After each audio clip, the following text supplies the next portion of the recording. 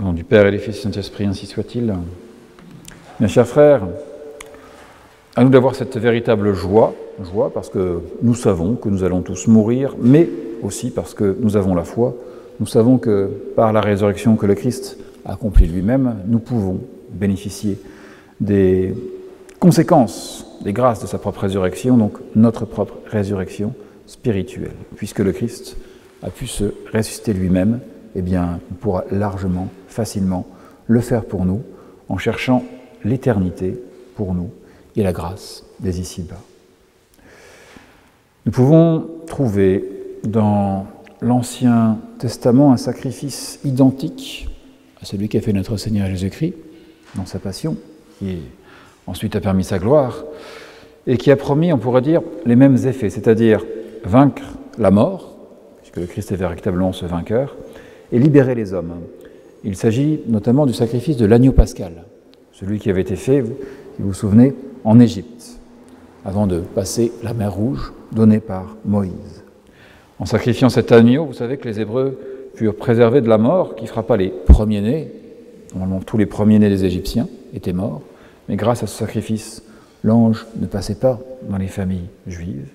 Donc, éviter la mort, d'une part, et deuxièmement, ça leur a permis la délivrance de cette servitude à laquelle ils étaient soumis. Voile donc, on pourrait dire, ombre de ce que le Christ proposait comme victoire sur la mort et comme liberté pour tous les hommes qui le suivent. Cette liturgie d'aujourd'hui nous prend par la main, elle nous guide. Nous voyons que dans les oraisons qui nous sont proposées, eh bien, il y a ce jour où le Fils unique, vainqueur de la mort, a ouvert les portes de l'éternité. Nous voulons cette réalité, nous la désirons, nous avons cette foi qui est en cette réalité, et nous voulons que notre Seigneur Jésus-Christ revienne, et qu'il soit dès maintenant présent, notamment afin de satisfaire le désir de bonheur en sa compagnie. C'est un jour de joie, une laetitia qui exulte, qui explose. Comment avoir ceci dès maintenant avec ses promesses à venir de liberté et de victoire sur la mort? Eh bien, tout simplement par l'Eucharistie, c'est-à-dire par ce sacrement qui nous met en lien direct avec le corps et le sang du Christ. Saint Paul nous a dit tout à l'heure, dans son épître, « Purgez-vous de ce vieux ferment, de ce vieux levain. » On pourrait dire également du vieil homme. Évitez, ce qu'il dit, donc ce ferment de malice, de perversité. Tous ces petits éléments que nous avons pu connaître, les éléments qu'on a pu confesser par les bonnes confessions pascales, eh bien, il est bien que nous sommes des azimes, c'est-à-dire des pains sans levain, pour véritablement dire cette pureté d'âme dans la morale chrétienne, qui doit être une réalité, et dans sa foi. Eh bien, cette Eucharistie en est l'application concrète. Cette communion, qui, vous le savez, a été marquée par l'Église comme étant une communion pascale, est incontournable. La discipline de l'Église nous montre dans sa sagesse qu'il y a cette communion à faire au minimum des minimums pour pouvoir survivre une fois par an. Et ceci est une réalité qui nous permet de véritablement marquer cette victoire sur la mort. L'Eucharistie est la vie, l'Eucharistie donne la vie véritable, et c'est en sa compagnie, en étant directement à son contact, que nous pouvons bénéficier au mieux de toutes ces grâces de vie et de liberté que le Christ nous propose. Spécialement dans ce temps de Pâques, l'Église nous oblige donc, normalement sous peine de péché mortel, non seulement d'assister à une messe, aux messes habituelles, mais de communier. Pour bien dire, non seulement il s'agit de participer à la passion du Christ, non seulement de voir sa résurrection comme de nos yeux, mais d'y participer pour faire en sorte que notre corps soit uni à son corps. Si le Christ a voulu s'incarner, c'est véritablement pour faire partie de l'humanité, pour vivre avec nous. Et il nous dit, au moins en retour, faites-le une fois. Ayez ce minimum qui permet d'assurer la survie.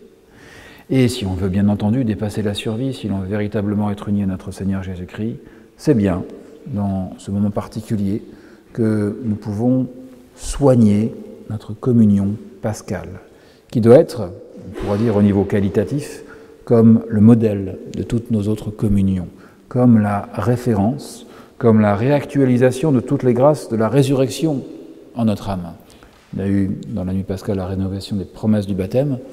Ce sont, on pourrait dire, effectivement, toute proportion gardée, cette même grâce qui nous est proposée. Parce que cette communion est un remède qui nous permet d'éviter tout type de maladie spirituelle auprès de notre âme. Vous savez que saint Thomas d'Aquin affirme sans cesse le caractère central de l'Eucharistie. Il dit bien que c'est le plus grand de tous les sacrements.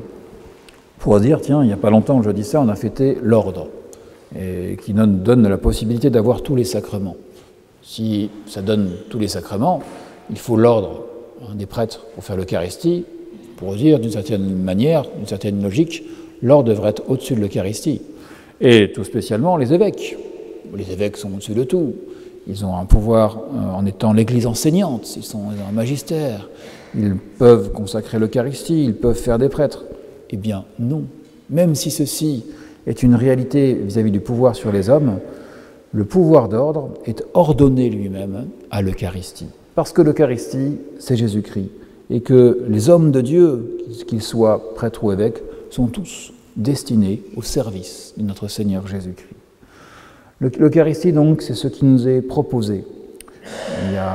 Et même, on pourrait dire, imposé, si l'on est vraiment chrétien, non seulement par cette communion pascale, mais aussi parce que, si l'on veut véritablement être baptisé, pour les personnes qui ont pu être baptisées adultes, par exemple, on ne peut écarter volontairement l'Eucharistie. On ne peut pas dire « je veux bien être baptisé, mais je ne communierai pas ». C'est impossible. Parce que dans ces cas-là, on s'éloigne du cœur, du centre, du message de notre Seigneur Jésus-Christ, du cœur et du centre de toutes ces grâces.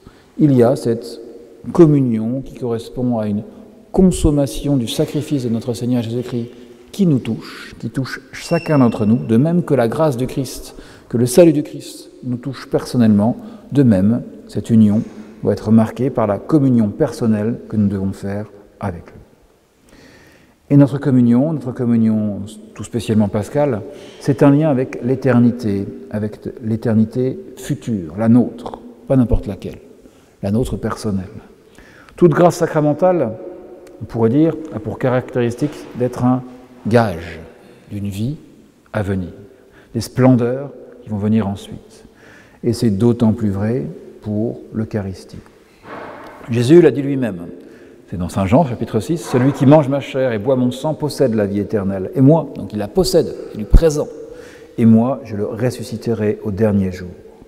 Comme le Père qui est vivant m'a envoyé que je vis par le Père, ainsi celui qui me mange vivra aussi par moi. » Si on a cette communion, on a un gage de résurrection qui nous est donné. Jésus donc est ressuscité, c'est un fait, c'est pas seulement un acte de foi, c'est dans l'histoire bien entendu. Mais aussi, il nous a laissé ce moyen particulier de rester en sa présence de ressuscité. Nous-mêmes d'être un chrétien vivant de cette vie de la grâce qui est la vie divine des ici-bas, et cette vie de la grâce qui nous permettra d'aller jusqu'à l'éternité. L'Église a donc insisté pour que nous utilisions ce moyen tout spécialement en cette période, que nous puissions lier notre communion pascale avec cette résurrection pascale. À nous de chercher donc cette qualité dans la grâce sacramentelle, dans la communion qui nous est proposée. À nous de savoir nous dire, le Christ est ressuscité, il a montré cette victoire, tout cet élément de la vie terrestre qu'il a vécu pendant 30 ans, ça a été comme résumé, c'était le but, c'était consommé par la passion. Maintenant qu'il est ressuscité, c'est à nous que tout cela est proposé et tout cela résumé dans la communion que je vais pouvoir prendre. Alors sachons nous unir à la messe, sachons nous unir au sacrifice, sachons, on pourrait dire, balayer tout le vieux levain avant notre communion, faire une communion bien préparée, faire une action de grâce digne de cette joie pascale et de vivre de cette grâce du temps pascal, maintenant et pour les jours à venir. Au nom du Père, du Fils et du Saint-Esprit, ainsi soit.